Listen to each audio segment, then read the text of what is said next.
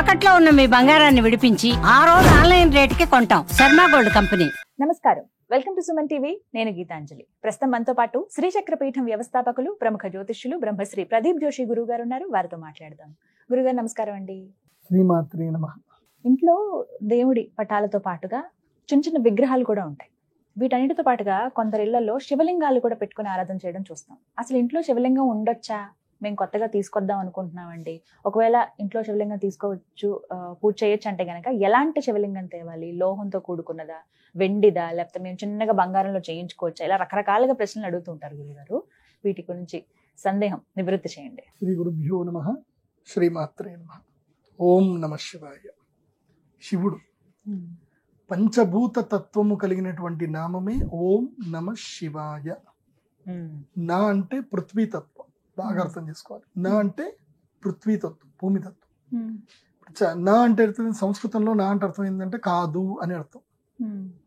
నాది కాదు, ఇది కాదు, ఇది కాదు, నా నా నా అనుకుంటూనే ఉంటేనే నీకు మోక్షం వస్తుంది. నా అంటేనే మోక్షం వస్తుంది, లేకపోతే రాదు.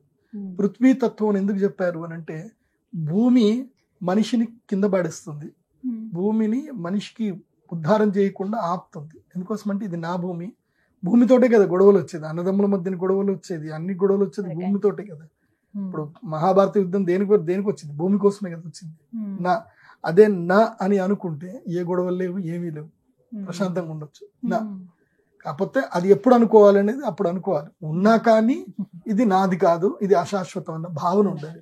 భూమి కొనద్దని కాదు, భూమి తీసుకోవాలి, కానీ ఇది అశాశ్వతం, ఈ శరీరం అశాశ్వతం అన్న వైరాగ్య చింతనతో ఉండాలి. ఫస్ట్ వైరాగ్యం ఉంటేనే శివుడు దొరుకుతాడు, వైరాగ్యం లేకపోతే శివుడు దొరకడు. అందుకే నమశివాయలో నా ఉంటుంది. తర్వాత మా అంటే ఏంటంటే, మా అనే దానికి అర్థం ఏంటి అని అంటే జలశక్తి. మా దానికి జలతత్వం అంటారు. ఇప్పుడు మీరు రెండు పెదవులు కలిపితేనే మా అనే అక్షరం వస్తుంది. అట్లాగే దివి భూవి కలుస్తేనే జలం. దివి భూవి కలవలేదు అనుకోండి, జలం లేదు అక్కడ. ఎందుకోసమంటే సూర్యుడి యొక్క వెలుతు ద్వారా నీరు పైకెళ్ళి దివిగా మారితేనే భూమి బాగుంటుంది. సో దివి భూవులు కలిపేది జలం. సో మకారం అనే ఆప్యాయత శక్తి నీకు ఉంటేనే, అందరికి నమః అని అంటేనే నువ్వు జీవితంలో హ్యాపీగా ఉండగలుగుతావు. ప్రతి వారికి నమస్కారం చేస్తూ నమః అని అంటే బాగుంటుంది. నమస్కార చింతన ఉండాలి. కాబట్టి నమః. తర్వాత శివాయ.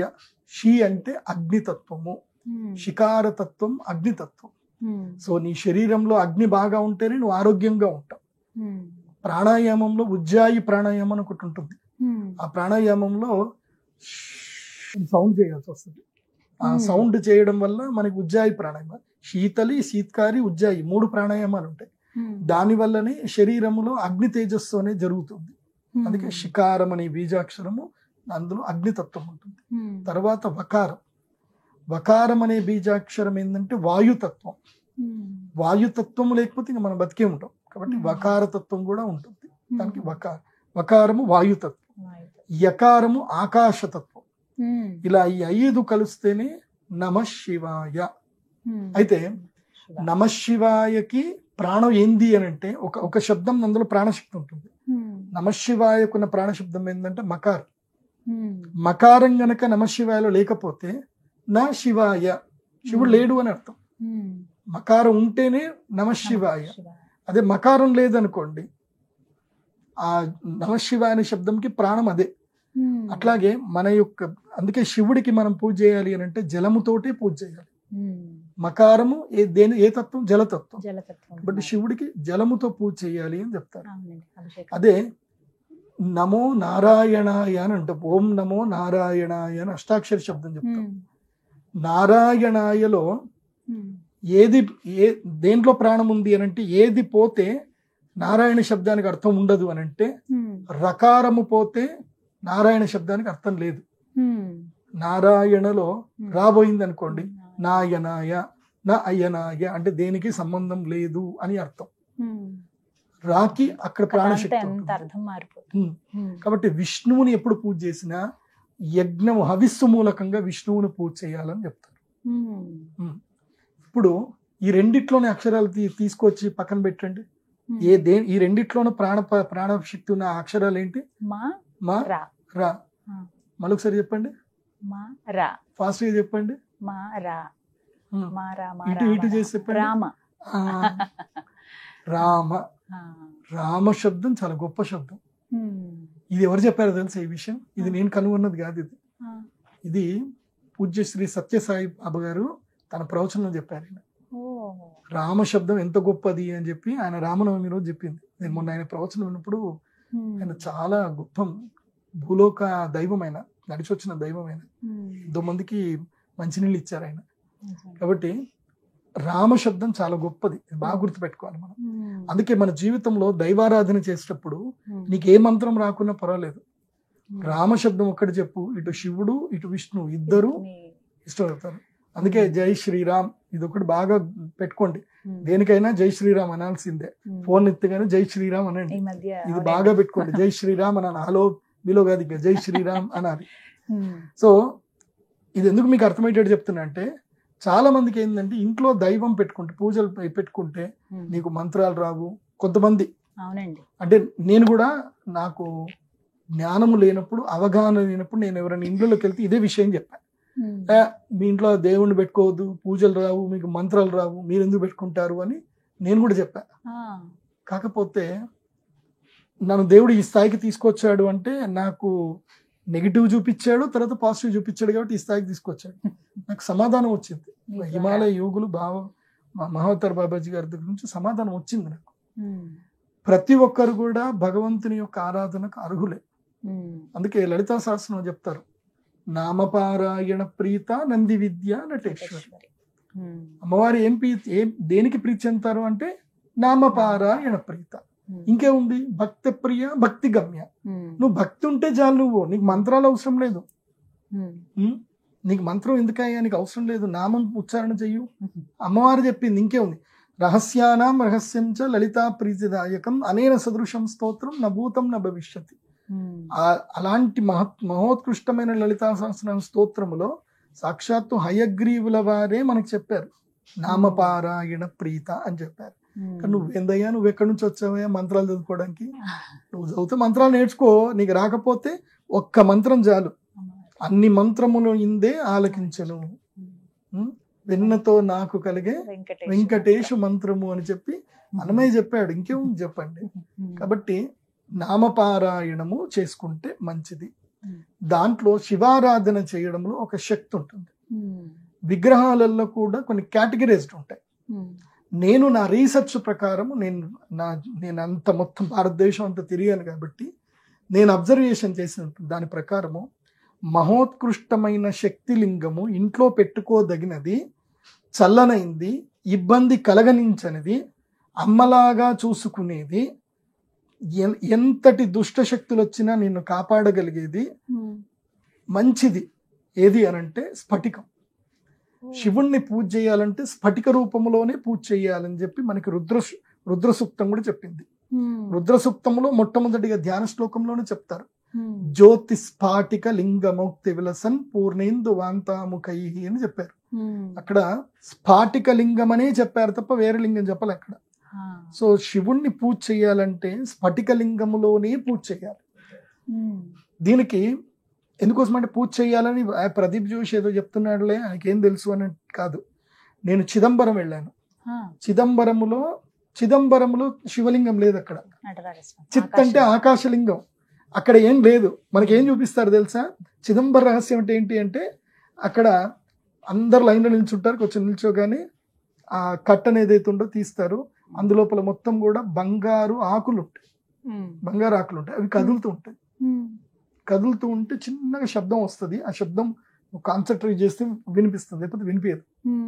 అదే ఆకాశలింగం. అక్కడ ఏం ఉండదు అక్కడ. కానీ అక్కడ నిత్య శివ పూజ జరుగుతుంది.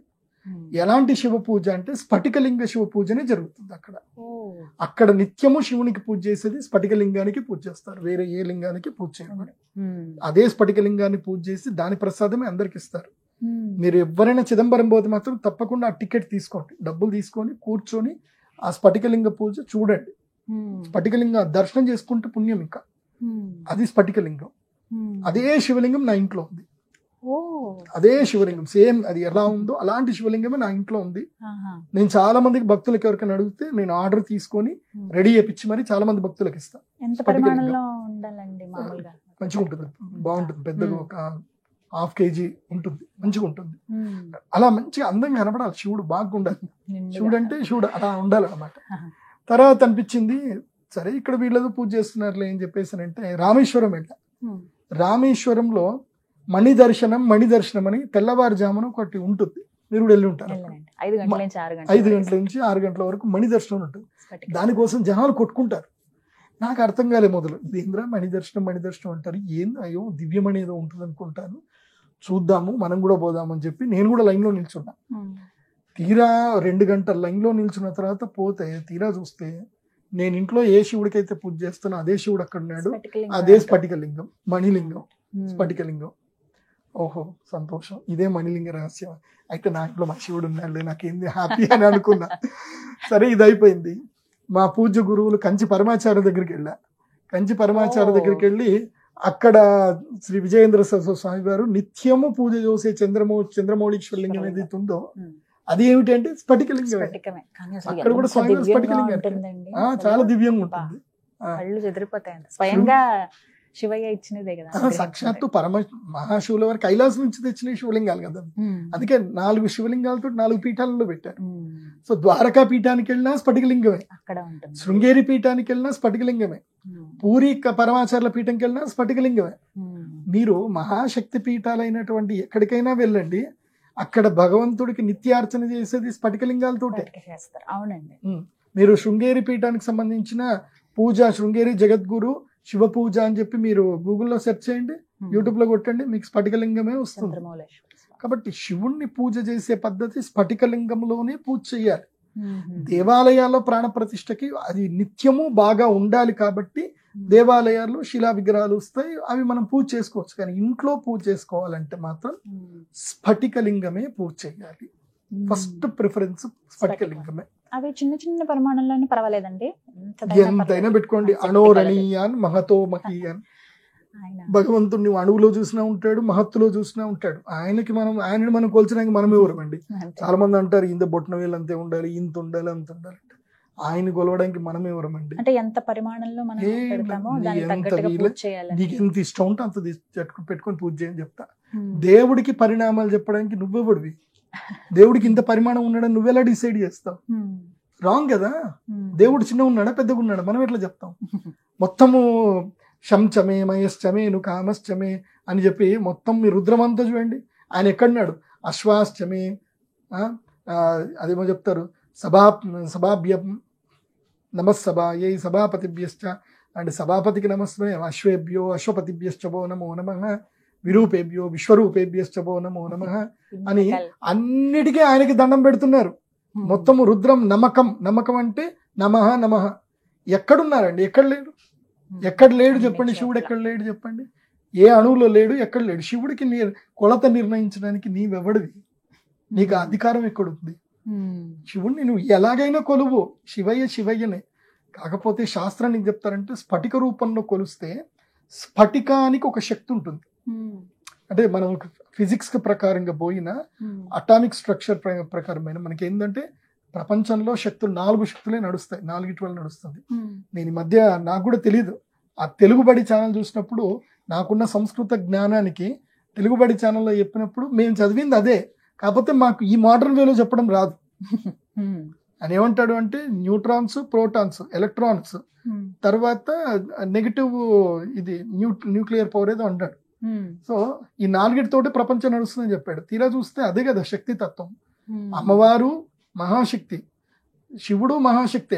శివుడిని కంట్రోల్ చేయాలంటే అమ్మవారు రావాలి. ఇప్పుడు న్యూక్లియర్ ఎనర్జీ ఉంటుంది, బ్యాక్ న్యూక్లియర్ ఎనర్జీ కూడా ఉంటుంది. 2 ఎనర్జీస్ ఉంటాయి. న్యూక్లియర్ ఎనర్జీ అంటే శివుడు, బ్యాక్ న్యూక్లియర్ ఎనర్జీ అంటే అమ్మవారు. ఆయన కంట్రోల్ చేయాలంటే అమ్మవారు ఉండాలి కదా. సో మళ్ళీ గ్రావిటేషనల్ అదేదో ఉంటుంది కదా, ఎలక్ట్రానిక్స్, ప్రోటాన్స్ అని, అది కూడా విష్ణుతత్వమే, ఇంకేం లేదు అది.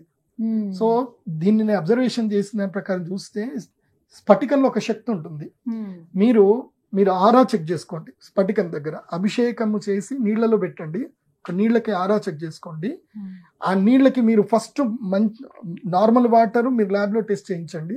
స్ఫటికలింగాన్ని ఒక 24 hours ఎండలో పెట్టి తీసినటువంటి నీటిని ఆరాలో టెస్ట్ చేయండి. డిఫరెన్సియేషన్ కలుస్తుంది. ఎనర్జీస్ చాలా ఎక్కువగా ఫ్లో అవుతాయి. సో ఆ మహాశక్తియే స్ఫటికం. కాబట్టి ప్రతి ఇంట్లో స్ఫటికలింగం ఉండాలి. ఇంకోటి ఏంటంటే మనకి ఆజ్ఞాచక్రము యాక్టివేట్ అవ్వాలి అంటే ప్రతి ఒక్కరికి ఆజ్ఞాచక్రము యాక్టివేట్ ఉండదు. ఇక్కడ ఉంటుంది ఆజ్ఞాచక్రం. దీన్ని ఇదేంటంటే హైపోథాలమస్ పిట్యూటరీ గ్లాండ్ కి ఇది కనెక్టెడ్ ఉంటుంది అనమాట. ఇక్కడ సెంటర్ ఉంటుంది. సో మనకి ఎనర్జీస్ ఇక్కడ నుంచే ఫ్లో అవుతాయి మొత్తం కూడా చెప్పాలంటే. యూనివర్సీ నుంచి మన యొక్క పిట్యూటరీ గ్లాండ్ ఎనర్జీ ఎక్కడి నుంచి కనెక్ట్ చేసుకుంటుంది అంటే ఇక్కడ నుంచి కనెక్ట్ చేసుకుంటుంది.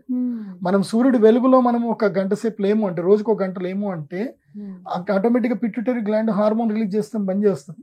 దాన్నే హార్మోన్ ఇంబ్యాలెన్స్ ఇష్యూస్ వస్తాయి సూర్యుడు వెలుగు లేకపోతే. అందుకే డి విటమిన్ డెఫిషియన్సీ అని అంటారు. డి విటమిన్ డెఫిషియన్సీ వచ్చిందంటే ఇంకా థైరాయిడ్ గ్లాండ్స్ ఇష్యూస్ వస్తాయి, థైరాయిడ్ ఇష్యూస్. అదే రోజు సూర్యుడు వెలుగులో ఒక గంట సేపు కూర్చున్నారనుకోండి ఏ ఇష్యూస్ రావు.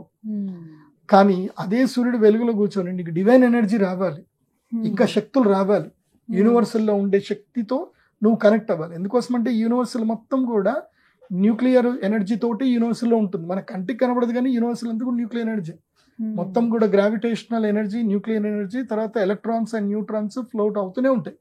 సో ఆ ఎనర్జీ మన లోపల ఇంకా శక్తిని తీసుకురావాలి అని అంటే, మనం ఒక మహాశక్తిగా మారాలి అంటే స్ఫటికం దిస్ ఓన్లీ మీడియం. ఇంకా ఏది మీడియం లేదు. వెలుగు ఉదయిస్తున్న సూర్యుడి దగ్గర ఇలా స్ఫటికము ఆజ్ఞాచక్రం దగ్గర పెట్టుకొని 11 సార్లు ఓంకారం గట్టిగా చదివారనుకోండి, ఇలా 108 రోజులు చేయండి, మీ ముఖంలో ఒక దివ్యమైన ఎనర్జీ వస్తుంది. అండ్ మీకు వాక్శక్తి వచ్చేస్తుంది. నత్తి ఉన్నా పోతుంది, రోగాలు ఉన్నా పోతాయి. అదొక డివైన్ ఎనర్జీ మీ లోపల మీకు తెలిసిపోతుంది. మీరు ఎవరికి మీరు చెప్పాల్సిన అవసరం లేదు. You can experience that. అందుకే స్ఫటికలింగానికి ఇంట్లో పూజ చేయాలి. స్ఫటికము ఇంట్లో పెట్టుకుంటే దోషము లేదు. అభిషేకాలు అవి రోజు చేసుకోవాలంటే ఎప్పుడైనా అభిషేకం ఎప్పుడు చేసుకోవాలి మన ఇష్టమేనా? నీ లోపలనే శివుడు ఉన్నాడు. నీలో ఉన్న శివుడిని బయట ఉన్న శివుడికి పెట్టి పూజ చేసుకుంటున్నావు. ప్రేమగా పూజ చేయు, భక్తితో పూజ చేయు, భయంతో పూజ చేయు. ఇవాళ శివుడికి పూజ చేయకపోతే కోపంగా వస్తాడేమో ఇలా అనుకుంటే ఆయన దేవుడు ఎందుకు అవుతాడు? ఈర్ష, ద్వేషము, అసూయ, క్రోధము, రాగము, అనురాగము ఏవి లేనటువంటి వాడే శివుడు. కాబట్టి ఆ శివుణ్ణి క్లేశ కర్మ విపాకాశీ అపరామృష్ట పురుష విశేష ఈశ్వర అని చెప్పారు. ఆయన క్లేశము లేవు. నీ కోపము క్రోధం ఉంటేనే కదా క్లేశాలు. ఆయనకి ఏం లేవు. ఆయన ఏక్ నిరంజన్. ఆయన అలా కూర్చుంటాడు అంతే. నువ్వు ప్రేమగా పిలిస్తే పలకరిస్తాడు, నువ్వు ఏది అడిగినా వరాలు ఇస్తాడు. ఆయనకు నీ మీద ఎప్పుడు కోపం రాదు. నువ్వు పూజ చేసుకోవడము అంటే అర్థం ఏంటంటే భగవంతుణ్ణి నువ్వు పూజ చేయడము అంటే నిన్ను నువ్వు సంస్కరించుకోవడం అని అర్థం. అంతే గుర్తుపెట్టుకోండి. దేవుడు అంటే ఎక్కడో లేడు. నువ్వు పూజ చేసే నీ సంస్కారంలోను నీ ఆచరణలోను నిన్ను నువ్వు సంస్కరించుకోవడము, నీకు నువ్వు ఎనర్జీగా చేసుకోవడము. తర్వాత నువ్వు అహం బ్రహ్మాస్మి స్థితికి రావాలి అని అంటే దైవంతో నువ్వు నిత్య సావాసం చేస్తే నువ్వు అహం బ్రహ్మాస్మి స్థితికి వస్తావు. నువ్వు దైవంతో సావాసం చేయకుండా, దైవతత్వం తెలుసుకోకుండా అహం బ్రహ్మాస్మి స్థితి రాదు. బట్ ఆ స్థితికి రావడానికి నువ్వు మెచ్యూర్ అవ్వాలి. మెల్లిమెల్లిగా దైవంతో సావాసం చేయాలంటే పూజ చేయడం నేర్చుకోవాలి. కానీ అది మ్యాండేటరీ. నువ్వు పెట్టుకున్నావు, నువ్వు పూజ చేయలేదు, ఇలా పిచ్చి పిచ్చిగా చేయకూడదు. నీకు ఎప్పుడు నచ్చినప్పుడు వెళ్ళి కూర్చో, హ్యాపీగా పూజ చేయి, బాగుంటుంది. ఇప్పుడు మా బాబాయ్ ఉన్నాడు ఒక ఆయన. చిన్నప్పుడు నేను ఆయన్ని తిట్టేవాడిని అనమాట. ఆయన అన్నం తిని పూజ చేస్తావు నువ్వేంది అని అనేవాడిని. కానీ ఆయన ఉపాసన శక్తి వల్ల ఎంత గొప్ప శక్తి అంటే, ఆయన అన్నం తిని పూజ చేసిన ఏది చేసిన శివుణ్ణి భక్తితో పూజ చేసేవాడు. ఆయన విఠల్ రావు అని మా బాబాయ్ అవుతారు. ఆయన పూజ చేసేవాడు. ఆయన అని చెప్పేవాడు, దేవుణ్ణి మనస్ఫూర్తిగా పూజ చేయాలి కానీ కడుపు మార్చుకొని పూజ చేయడం ఏంది అని. అదేంది అట్లా కాదు కదా అని నేను అనేవాడిని అనమాట. నాకు ఇద్దరికి గొడవలు జరిగేటి చిన్నప్పుడు. నేను చాలా చిన్నపిల్లాడిని, ఆయన పెద్ద ఆయన.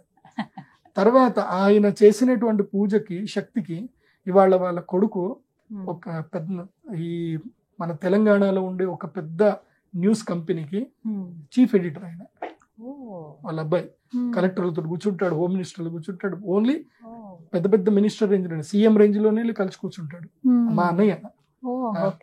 సో ఎందుకు జరిగింది అని అంటే ఆయన అట్లా ఉపాసన చేస్తాడు. భగవంతుడు ఉపాసన మనం ప్రేమతో చేయాలి, భక్తితో చేయాలి, భయంతో చేయొద్దు. చేస్తే యద్భావం తద్భవతి. నువ్వు భయపడుతూ చేస్తావంటే ఆయన భయపడుతుంది. నువ్వు భక్తితో చేసావు, ప్రేమతో చేసావు. ఈ భక్తి ప్రేమ రెండు ప్రేమని ఇస్తాడు ఆయన. అందిస్తారు. యద్భావం తద్భవతి. అందుకే కృష్ణుడు చెప్పాడు కదా, ఏ యథా మాం ప్రపద్యంతే తాం తథైవ భజామ్యహం మమ వర్త్మానువర్తంతే మనుష్యాః పార్థ సర్వశః అని క్లియర్ గా చెప్పాడు. సో నన్ను నువ్వు ఏ విధంగా కొలిస్తే నేను ఎట్లా ఇది చేస్తాను. అనిపిస్తారు. కాబట్టి శివుణ్ణి కూడా ప్రేమగా కొలవండి. చాలా మంది ఇవన్నీ మీకు చెప్తారు, శివుడు శ్మశానంలో ఉంటాడు, మీ ఇంట్లోకి తెచ్చుకోకూడదు, అవన్నీ చెప్తారు. ఎప్పటికైనా ఈ శరీరం పోవాల్సిందే, ఆడికే అక్కడికి. శ్మశానంకే పోవాలి. కాబట్టి ఇదే జీవన శ్మశానం. మీకు తెలుసా అసలు మన శరీరంలో మనం చూస్తూ మనకు తెలియకుండానే మనము కూడా కొన్ని కోట్ల ప్రాణులకి మనం కూడా దేవుళ్ళమే. ఈ శరీరము కొన్ని కోట్ల ప్రాణులకి ఇది ఒక ఆవాస క్షేత్రము మన శరీరంలో ఉండేది. వాటికి మనం ఆహారము. మన శరీరంలోనే అవి చనిపోతూనే ఉంటాయి, పుడుతూనే ఉంటాయి. అంటే నీ శరీరమే లీవింగ్ కెడవర్, బతికునే శ్మశానమే ఇది నీ శరీరం ఎన్నో జీవులకి కదా. కాబట్టి నువ్వు ఎలా అర్థం చేసుకుంటే భగవంతుడు నీకు అలా అర్థం అవుతాడు. అందుకే భగవంతుడి గురించి ఎక్కువగా అర్థం చేసుకునే ప్రయత్నం చేయొద్దు. చంటి పిల్లని ఎంత ప్రేమ చూసుకుంటే భగవంతుడు కూడా చంటి పిల్లాడు అనుకోవాలి, ఎంత ప్రేమ ఉండిపోవాలి, అంతే. అట్లాగే ఉండాలి. విశ్లేషించకూడదు అని అంటారు కదండి. ఎక్కువగా దేవుణ్ణి మరీ అర్థం చేసుకోవడానికి పోవద్దు. ఆయనతో ప్రేమ ఉంటే చాలు. Love and affection. ఆయన మూఢభక్తే ఇష్టం ఆయనకి. ఇంట్లో శివలింగం పెట్టుకోండి, పూజ చేసుకోండి. మీకు అదే స్ఫటికలింగం కావాలి అని అంటే నేను ఇస్తాను, శివరాత్రి ఆ సమయంలో వచ్చినప్పుడు ఇస్తాను, లేదంటే కావాలంటే పూజ చేపించి మేము ఇస్తాం. ఎప్పుడైనా మీరు కాంటాక్ట్ చేయండి. మంచి శివలింగం ఇస్తాను, మంచి శివలింగం. ప్రమాణం, దానికి ఆగమ ప్రమాణాలు ఉంటాయి. లింగం తీసుకోవాలి కానీ ఆగమ ప్రమాణం ప్రకారం తీసుకోవాలి. వంకర టింకర్ ఉన్నాయి తీసుకోవద్దు. అలా ఆగమ ప్రమాణం ఉన్న శివలింగం నేను ఇస్తాను, కాకపోతే మా ఆఫీస్కి వచ్చే తీసుకోవాలి, నాకు కొరియర్ చేయండి అని మాత్రం చెప్పొద్దు. అది మీరు అమెరికాలో ఉన్నా మీకు అదే శివలింగం కావాలి, మీ గుడిలో పెట్టుకోవడానికి అని ఎక్కడైనా కావాలి అన్నా ఒక పర్సన్ మా ఆఫీస్కి వచ్చి తీసుకొని పోవాలి. నేనైతే కొరియర్ అయితే చేయను. శివలింగం డైరెక్ట్ వచ్చి తీసుకోవాలి. అది పెద్ద శివలింగం అయితే. చిన్న శివలింగాలు అయితే కొరియర్ చేస్తాను కానీ పెద్ద శివలింగాలు అయితే కొరియర్ చేయను. 500 గ్రాములకు పైగా ఉంటాయి కొన్ని ఆగమ ప్రకారం. అవి నీకు ఎనర్జీ ఏం కావాలన్నా నాతో డిస్కస్ చేసి తీసుకెళ్ళాలి.